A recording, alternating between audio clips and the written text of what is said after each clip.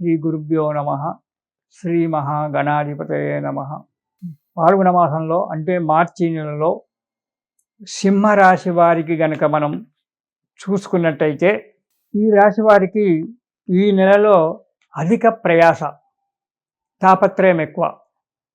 ఆ తాపత్రయానికి తగినట్టు ప్రయాసపడడం ఎక్కువ. యత్న కార్య భంగం జరగడానికి ఆస్కారం ఉంది. శారీరక శ్రమ, కానీ ఫలితం మాత్రం శూన్యమే. శిరస్సు సంబంధించినటువంటి యొక్క వ్యాధులు రావడానికి ఆస్కారం ఉంది.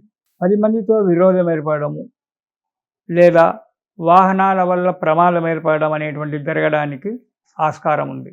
ఇక మొదటి వారం కనుక చూసినట్టయితే సింహరాశి వారికి మార్చి నెలలో ఆరోగ్యంగా ఉంటారు. చేసే పనులలో వృద్ధి పొంది డబ్బు చేతికొస్తుంది. బుద్ధి బలం చేత, ధైర్యం చేత అడుగు ముందుకేయడం జరుగుతుంది. సింహరాశి వారు వీరికి బుద్ధి బలం ఎక్కువ, ఆలోచన శక్తి కూడా ఎక్కువే. ప్రతిదీ 10 సార్లు ఆలోచించి అడుగు ముందుకేస్తారు. బుద్ధి బలం చేత కార్యాన్ని నెరవేర్చుకోవడానికి ప్రయత్నం చేస్తుంటారు. అయినప్పటికీ కొన్ని కష్టాలు తప్పవు కదా, కాబట్టి అవి రావడానికి ఆస్కారం ఉంది. ఇక రెండవ వారం కనుక చూసుకున్నట్టయితే ధన నష్టము, డబ్బు నష్టపోవడం జరుగుతుంది సింహరాశి వారికి. వృధా ప్రయాణాలు చేయడము, ఎక్కడెక్కడో తిరగడము, దానివల్ల డబ్బు నష్టపోవడము, ఇవన్నీ కూడా జరగడానికి ఆస్కారం ఉంది. అపకీర్తి పాలు కావడము, చేసే పనులలో విజయం లేక 10 మందిలో అపకీర్తి పొందడం అనేటువంటిది కూడా జరగడానికి ఆస్కారం ఉంది. నిరంతరం భయంగా ఉండడము, అనుకోని కలహాలు వచ్చి మీద పడడము, మీరు మౌనంగా ఉన్నా పక్కవారు ఎవరో ఏదో రకంగా దుర్మార్గమైనటువంటి యొక్క మాటలు మాట్లాడి భయంకరమైనటువంటి యొక్క వాతావరణం సృష్టించి మీతో కలహానికి రావడానికి ఆస్కారం ఏర్పడుతుంటుంది. కాబట్టి తగు జాగ్రత్తగా ఉండండి. అయినా మీరు నెగ్గుకొని వస్తారు. అక్కడ మీ తప్పేమీ ఉండదు. అది 10 మందిలో జరుగుతుంది, మీరు నెగ్గుకొని వస్తారు. కానీ జాగ్రత్తగా ఉండడం మంచిది. ఇక మూడవ వారం కనుక చూసుకున్నట్టయితే కుటుంబంలో కలహాలు, అంటే భార్యాబిడ్డల చేతనే కావచ్చు, తల్లిదండ్రుల చేత కావచ్చు, సహోదరుల మనల చేతనే కావచ్చు, తోడబుట్టిన వాళ్ళతే కావచ్చు, కొన్ని కలహాలు రావడానికి మూడవ వారంలో ఆస్కారం ఉంది. అనారోగ్యం ఏర్పడుతుంది.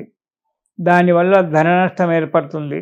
వాహనాల వల్ల భయం కూడా కొంచెం కనబడుతూ ఉంటుంది. తగు జాగ్రత్తగా ఉండండి. వాహనాలు నడిపేటప్పుడు మన తప్పు ఏమి లేకున్నా, మనం పక్కకున్నా, మన దురదృష్టం మనను వెంటాడుతుంటే ఎదుటివాడు వచ్చి మనను గుద్దడానికి ఆస్కారం ఉంది. కాబట్టి తగు జాగ్రత్తగా ఉండడం మంచిది. వాహనాల వలన కొద్దిగా భయం ఏర్పడుతుంది. దూరదేశ ప్రయాణాలు చేయడానికి కూడా ఆస్కారం ఉంది. మీ బంధువులు కానీ మీరు కానీ ఉంటే విదేశాలకు వెళ్ళడము, ఇలాంటివి జరగడానికి కూడా ఆస్కారం ఉంది.